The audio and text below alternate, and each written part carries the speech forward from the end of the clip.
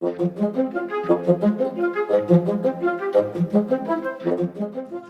back to the IEA podcast, Everything Energy. I'm Dan Hewitt. This week we're looking at critical minerals. Today, the world's energy security and even our economic stability rely on critical minerals. They're central to our modern world, from power grids and batteries to AI chips, electric motors and mobile networks. But right now, serious threats are hanging over critical mineral supply chains. A single country, China, refines 19 out of 20 energy-related strategic minerals, and over half of these minerals are subject to some form of export controls. But what does this concentration really mean in what is an increasingly volatile world?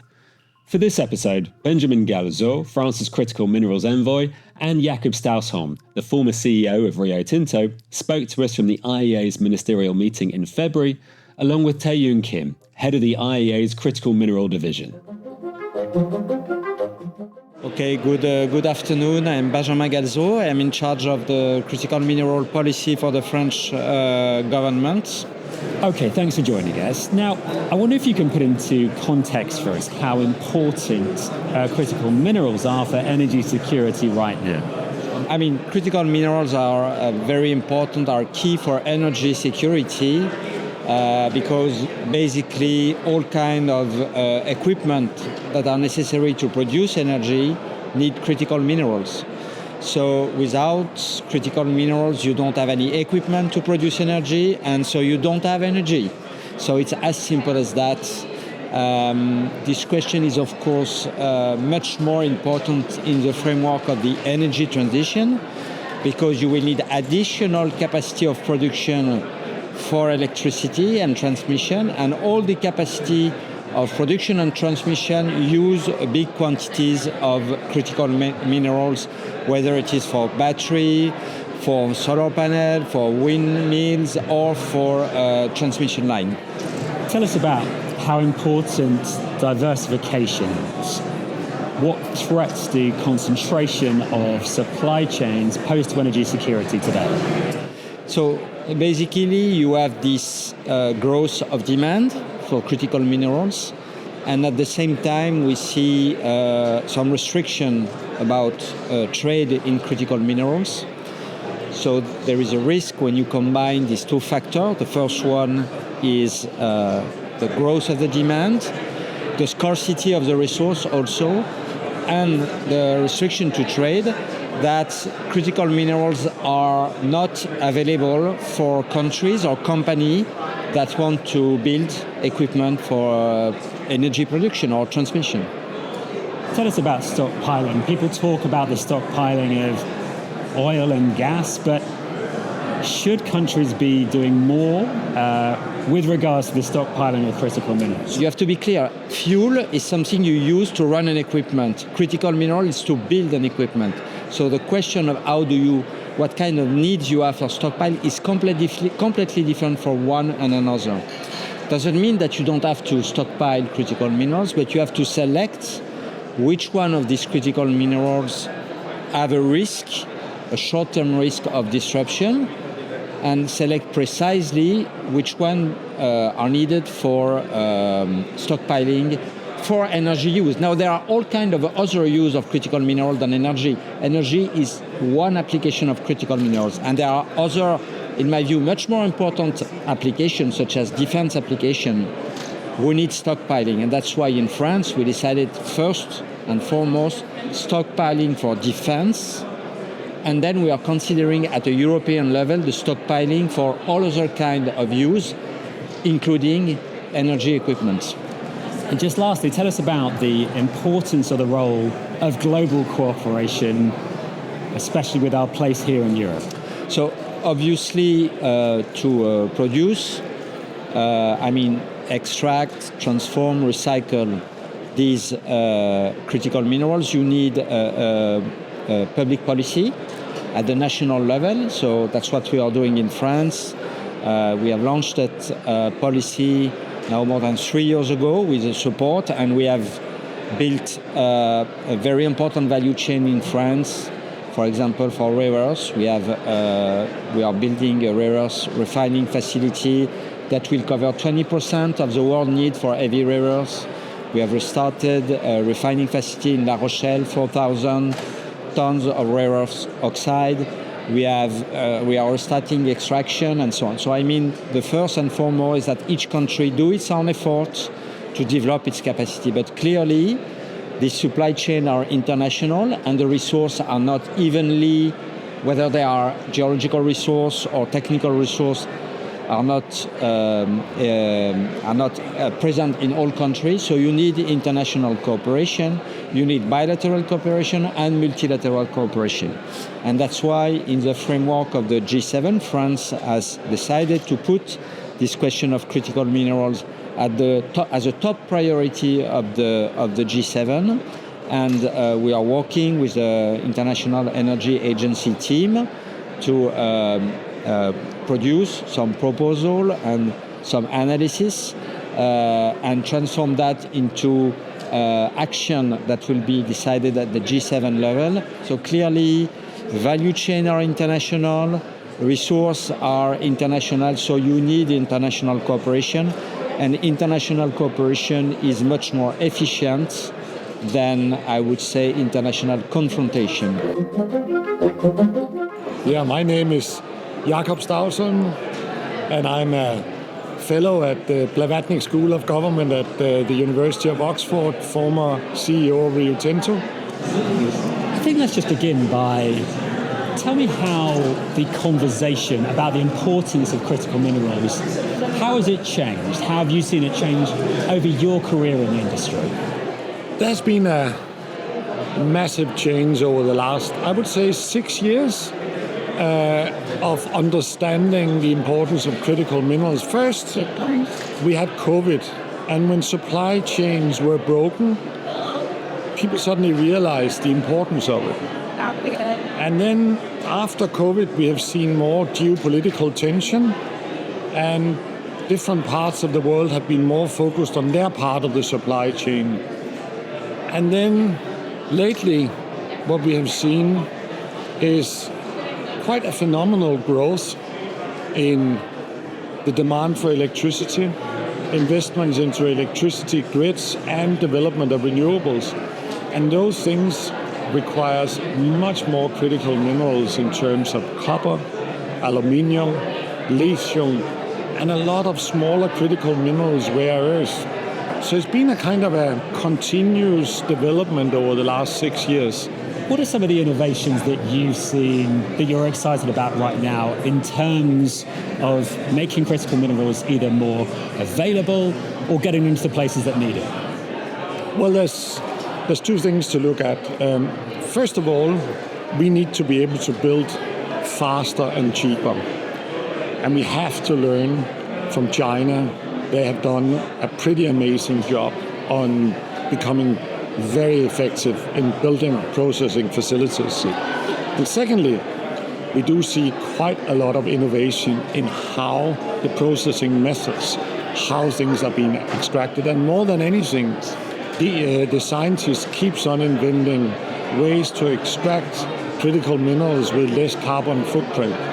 So I do see a lot of innovation, but at the heart of it, to get things really profitable, we must be able to build processing facilities cheaper and faster.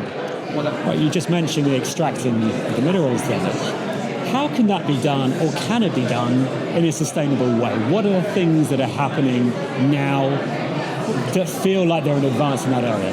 Totally. I mean, the reality is, it is already being extracted today, but it's not being processed, because the major mines of this world, which are copper mines, bauxite mines, iron ore mines, in the waste streams from those mining activities, you can already extract that. But you can only do that if you invest in processing facilities. So you actually don't need to open new mines in order to extract your critical minerals. But you do need to invest in processing facilities. What are the roadblocks that you see that will stop the critical minerals being delivered to the areas that need it, whether that's artificial intelligence, whether that's the energy transition for batteries? What are the roadblocks that you see on the horizon? If you look at the exponential development of the investment levels from the big tech firms. Now you have US tech firms that are investing more than $100 billion a year, primarily into data centers, to avoid getting a bottleneck on data centers. But on top of the data center, they need much, much more electricity. And I think the bottleneck will be and is quite simple around electricity generation and grid capacity and stability. It's the exponential development we see in AI at the moment is very, very difficult to follow in the physical part of the world, which is to build grid capacity, to build renewables. That again requires critical minerals. You see, these things has to be done with foresight because they should not be built when there's demand for it. They should be built. Investment decisions need to be taken 5 and 10 years before the demand is there in order to be ready to service it. And just lastly, there is obviously an issue with critical minerals and the supply chains. What is the best thing that governments can do to ensure that critical minerals can keep being passed around the world? What would you like to see from an industry perspective? From a miner's perspective, it's quite easy to extract things like iron ore, copper and aluminium because you got a big global spot market. So you know you can sell into a liquid market and there will be a spot price for it. The problem you have with the smaller critical minerals, the rare earth, etc., often the world market might only be 10, 20, 50 tons, and there's not a market price on it. And very often, a lot of it goes into military. And I think the governments have to think a bit about either to make some long-term purchase agreement from the miners that can justify mining companies to invest in processing facilities, or even buying some materials and stockpiling it. Tae-Yoon, thank you so much for joining us today. Now, we know that critical minerals are incredibly important and relevant at the moment, but I think it's worth just taking a step back and reminding ourselves exactly what they are and how they're used. The critical minerals are materials that play some very essential role in various end-use applications, including energy, but also in high-tech, aerospace, defense, industrial applications. For example, copper, lithium, nickel, and graphite, rare elements all play a very essential role in range of energy technologies, including batteries, power grid, and renewables. But also the gallium, germanium, silicon is very much important in high-tech AI chips and data centers. And tungsten, titanium, likewise, play a very important role in defense, aerospace, in industrial applications, which is why we are all paying attention to the critical minerals topics. Now, I want to turn to supply chains. First of all, maybe you could tell us about how concentrated the production of critical minerals is right now. Where are the majority of them being made? Are there concerns that come from that? Yeah, so IEA has warned about this supply concentration issues for many years since the landmark report in 2021. And since then, the level of concentration actually has been intensifying. So we are not making progress. We are actually moving in the opposite directions. So things are getting worse. So when you look at the both mining and refining processing side, and there's some concentration issues exist across the board. But the key issue is about refining and processing stage. So wherever they are mined and they transport to some few number of countries and then refined there. And level of concentration is really high in that stage. So out of some 20 strategic minerals we are closely tracking, for 19 out of these 20, China is the leading refiner with around some 70% market share. So this is very high level of concentration. And this level is keep increasing in recent years. Let's talk about that geographical concentration. So what are some of the consequences, the real world consequences of having this huge concentration really in just one part of the world? Yes, this concentration level has a lot of implications. So I mentioned about 19 out of 20, and China is the leading refiner. But at the same time, what is concerning is almost over half of these 20 minerals are already under some form of export controls. And whether there are some supply disruption happens out of technical failures or extreme weather event or trade restrictions, and they have some huge impact on downstream end-use applications. And it can make our energy transition much slower or more expensive. Okay, so you're really saying the world is more vulnerable to supply shocks. Now, what can countries do? What can parts of the world do that don't have a big concentration of critical minerals? I think there are some two side actions are needed. First, on the short-term side, they need to have some enhanced resilience against potential supply disruptions. So there's some growing number of export control and other chances of supply disruptions. So they need to be prepared against the potential disruptions, either through stockpiling or other emergency measures. And they need to be well prepared for the short-term disruptions. But ultimately, they need to also pursue the diversification over the longer term. So build some refining and processing facilities outside of dominant players and have some resilient supply chain. So that is making investment for diversification is another essential task over the medium to longer term. And you mentioned stockpiling. Is the world stockpiling enough critical minerals right now? How are levels at the moment? Are they preparing us for some of the potential shocks you mentioned? Yeah, in our view, the stockpiling system can help to cushion some of the short-term immediate impact of disruptions. Japan and Korea have been operating the stockpiling system for a long time, and the US just announced a new stockpiling system for civilian uses. But in other parts of the world, such as Europe, and they don't have a stockpiling system yet. But there are some growing interest about exploring the stockpiling system. And as they do, they are tackling a lot of questions about what to stockpile and how much to stockpile and how we can design the operating model. So this is the questions among the critical minerals community, and we are actually helping actively on this effort. And I think it's worth reflecting on how reliant the energy transition is on critical minerals. So when we think about electric vehicles, when we think about solar PV, could you give us a sense of how reliant those new technologies are on critical minerals? Yep. So the EVs, for example, consumes a lot more minerals than the conventional cars. So in terms of mineral intensity, we estimate the mineral used in EVs are 6 times higher than those in the conventional cars. Likewise, for renewable technologies such as wind, and the mineral used in these wind applications almost 9 times higher than those used in conventional gas-fired plants. So that gives some scale of this demand and uses of these minerals in these energy technologies. And I think it's worth reflecting on the Earth's supply of critical minerals, because there's obviously various different types we're talking about. But is there any question that we're going to run out? Are there specific concerns about any specific type of critical mineral? Or what does the general supply look like when you look across the board? Yeah, in fact, there's abundant resources on the ground. So there's no resource constraint to meet the rising demand in the end-use applications. So we don't see any supply risks from the resource wide. But the question is really about bringing those resources into production through investment. That is the real bottleneck the industry is facing. So the materials like copper, and there's some strong demand growth expected, but the mine supply is not keeping up with this pace of demand growth. We are expecting some supply-demand imbalances in the coming decade. So this is one big issue about investment to bring these resources into productions.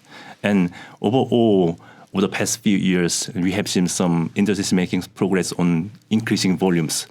And copper is exception, but for other minerals, and there are some the trend of increasing supply volumes. But really, they are not making progress on the addressing the supply concentration questions. So a key bottleneck there is really the price point. Are there other bottlenecks in terms of the environmental sustainability of how these critical minerals can be taken out of the ground? Can that be done in what feels like a sustainable way?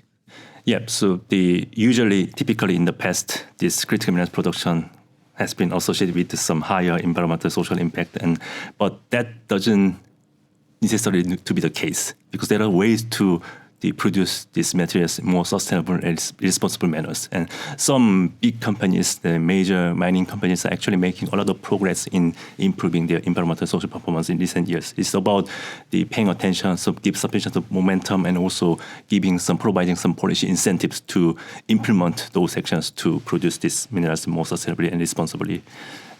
But when we at the IA, we are looking at the tracking how industry is behaving in terms of environmental social performance, and what the outcome of that analysis, in terms of the social aspect such as gender balance and worker safety, and we are actually making some good progress. So, but the same cannot be said for some of the environmental dimensions such as water use or emissions. So, still the progress is being made, but not sufficient scale. And what is the critical mineral that is in the most demand right now? What is the one critical mineral that is used more than any other for the energy transition, AI, for whatever else it might be, all the uses that you mentioned? What is the one that's most in demand today? It is very difficult to single out the specific material, but I may mention three materials. The one is lithium. Lithium is such an essential minerals, the underpinning battery technologies, and demand is growing really rapidly. And also we are expecting some very strong growth in the coming decade. So this is one single materials, and the one we need to pay attention. And another one is copper. The copper is also playing a very important role in range of applications, from renewables to power grid and the batteries and high-tech constructions. But the supply is not catching up with demand growth. So we are expecting some demand-supply imbalances based on today's project pipeline. So this is another material we need to pay attention. And the third element is the rare earth element. It's a group of 17 different elements, and is very essential for a range of the strategic applications, from the energy to the high-tech and data centers and defense. So this is another material that we may want to pay more attention in the coming years. And lastly, if we don't answer some of these questions about supply chains, about diversification, what impact is that going to have on our ability to be confident in the security of our energy system? If there are some insufficient mineral supply, or this mineral supply disrupted, and it can have a major impact on both energy sector and the economic sectors. So operations to manufacture the critical equipment such as batteries and the solar panels, wind turbines, magnet can be disrupted and suspended, and that can have an impact on the technology deployment and also consumers. So this is one the potential consequences of the not addressing these mineral issues. And beyond the energy sector, we are all talking about this AI and data centers and high-tech and defense applications. And given that these minerals also play a very essential role in these applications, and if there are some disruption in supply, and this essential spending on this crucial future industry can be also disrupted.